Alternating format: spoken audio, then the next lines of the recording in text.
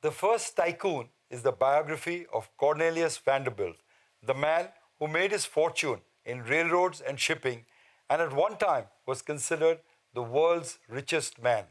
Speaking of Vanderbilt, his biographer Stiles wrote, he did have his beliefs, chiefly in his own genius.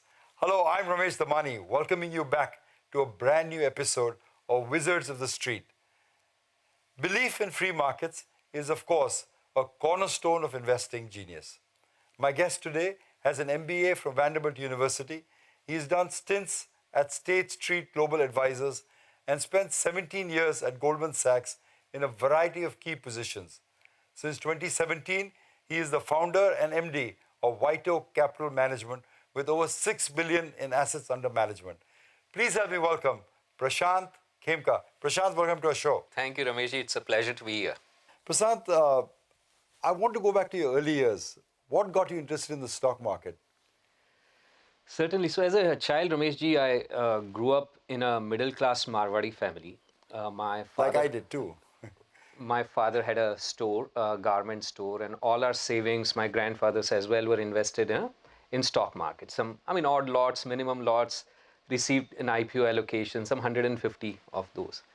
So while we were, as I said, maybe middle class, we were surrounded, my friends and neighbors and relatives were mostly far wealthier. So always was wondering how to make money and more money. So I was reading books like Think and Grow Rich. By and Napoleon whatnot. Rich, yes. Yes, absolutely. So around in 1985, July 1985, my great-grandmother had passed away. And as was customary that time, extended family would get together for 12 days as a ritual. And everyone was talking about how they're making a killing in equities. That was the Rajiv Gandhi bull market. Rajiv Gandhi's bull market, yeah. So they doubled, quadrupled in Tata Ordinary, Tata Locomotive, and Century, and No Sill, and Baroda Rayon, and so on. So I felt like a eureka moment. This is how I can double my money every year. And make your family wealthy. Absolutely. And how 5,000 can grow to a crorepati. Right. Well, a lot of people influenced you in your life. I know your granddad was a big influence in your life. Goldman Sachs clearly was a great influence in your life. What are the enduring lessons you learned from some of the people who've helped you in your journey to become the MD of White Oak? No, absolutely. It is, the lessons learned from my interactions with various people over this since, as you said, from grandfather, for example, learned that it's impossible to predict the market. In college, you talked about Vanderbilt. Really, first time I realized that it's a cash flow based analysis that's most powerful in determining value. Not necessarily earnings or EV to EBITDA. Absolutely. So until then, I was using all those price to work, price to earnings, and so on. But that was the revelation at Vanderbilt in the mid-90s when I realized and have completely switched to cash flow based approach. Then under my boss, Herb Ehlers in 2000 at Goldman, really learned how to conduct professional research. Until then, it was more of a retail investor style. Then as someone who started GSAM in India, learned how to build teams and establish strong investment culture. Had the opportunity to invest globally in developed markets at US growth equity team at Goldman, and also in managing the emerging markets business.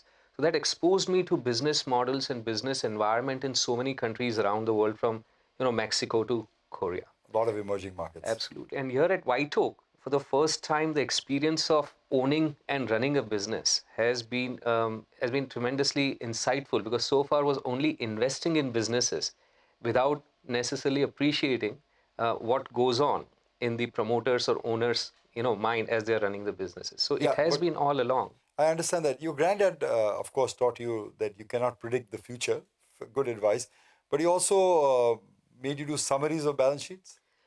Yeah, absolutely. So that's how, his way of teaching me. He'll, when good old days, you remember, annual reports would come. Even if you have one share of any company, the annual reports would come, physical copies. So he'll ask me always to summarize any new annual report that will come. He'll say, summarize for me, what is the management saying? What are the numbers looking like? And all that. So that was very, very helpful lesson in those days. But despite the summary, in the 92 bull market, the so-called Harshad Mehta bull market, you had a pretty bad ending, didn't you? Absolutely. So we were not just myself, but two of my friends. We borrowed money, a lakh rupees each, which was quite a lot of money Princely for sum, yeah. college students at the time. And they entrusted it to me because they thought I was a investing genius. And we ultimately ended up losing all the money, more or less all the money. Fair enough, but did that discourage you from equities? Because here's a somewhat of a thieves' den that you get Ford certificate. Why not stick to retail, which is what your family calling was?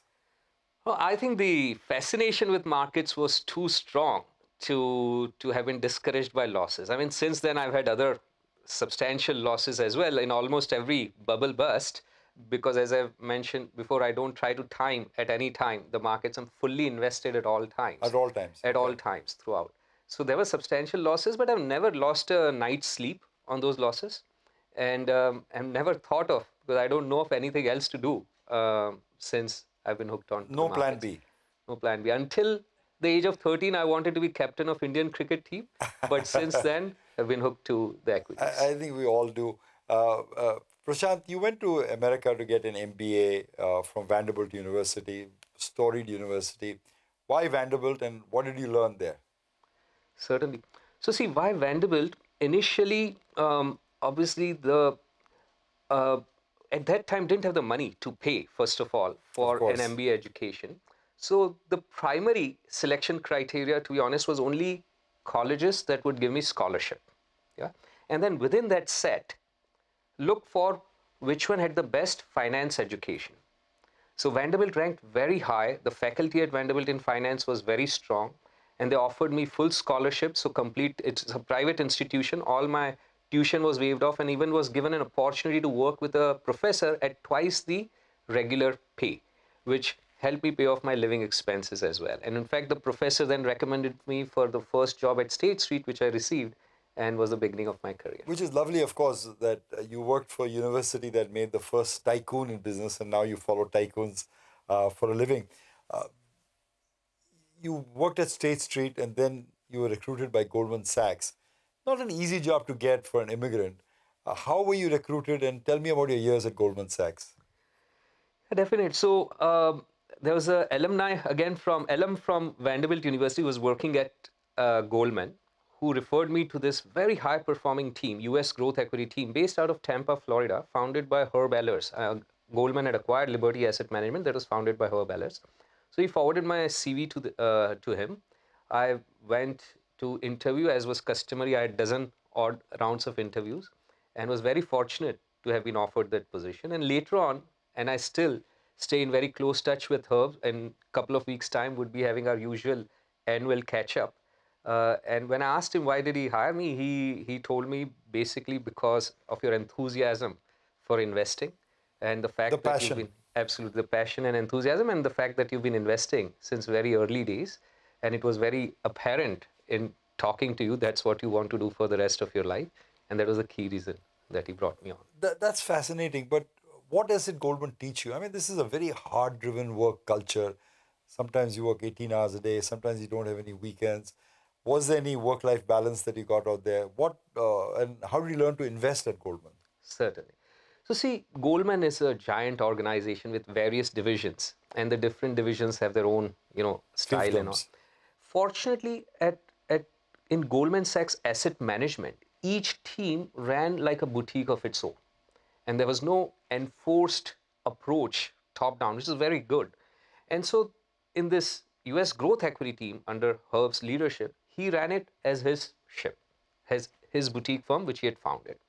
So I learned a lot, as I said, the professional research, how to conduct management meetings, how to source for ideas, present and convince to the broader team, then how to manage portfolios when I was given those responsibilities.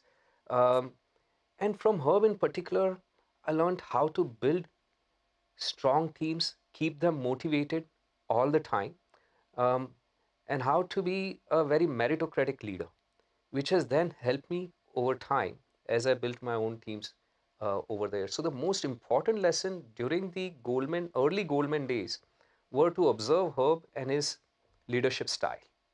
Yeah? And then in later years, as I Emulate established, that. sorry, Later years emulate that. emulate that as well. And so, as I got the opportunity to build the GSAM India team initially, and then now White Oak team, so those observations were very helpful. But tell me, 98, 2000, maybe you joined Goldman Sachs at the peak of some dot-com bubble, and you were running US equities at that time, maybe for a decade or so. At that time, did you look at the Indian markets or you only focused on American markets at that time? No, no, absolutely. My daytime job was managing clients' money, investing that in US. But in the evening, when I would come back home, I'd log in and follow and be investing in Indian markets, particularly while I was at State Street. Yeah, because at Goldman, it took me some time to get all the approvals and compliance approvals and permissions from all the way to the top to have the brokerage account year, which I did get in 2003, 2004 timeframe. But I continuously followed the Indian markets all throughout. That's fascinating. You're at the high octane market of the US. It bounced back from the dot-com bubble at some point. Uh, India still, by 99, 2000, you barely had one company listed on NASDAQ, which was Infosys. What was your interest in, what kept your heart beating about India? Or India, certainly. So, see, always was sure I was coming back to India and was starting an investment management firm in India. So that was never You in knew doubt. that when you give up the dream of being a cricket captain, that's what you want to Very do. much so. So never ever doubted that. So I had to maintain that connect, and not just had to maintain. That was a passionate connect. That would have been there in any case. What we'll do is we'll take a break. When we come back, we'll chat some more about your returns and how to profit from the Indian stock market with Prashant Khemka of White Oak.